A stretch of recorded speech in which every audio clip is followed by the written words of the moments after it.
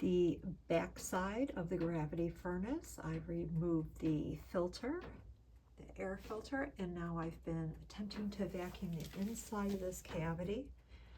It is, well, severely rusted away. That's the floor, that greenish area. There is no support strut left at all.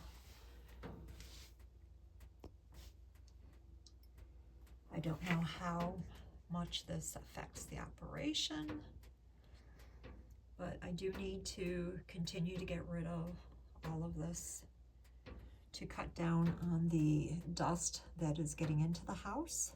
And then I will run to my local hardware store, get some fine mesh window screen to use as a dust catcher under the register.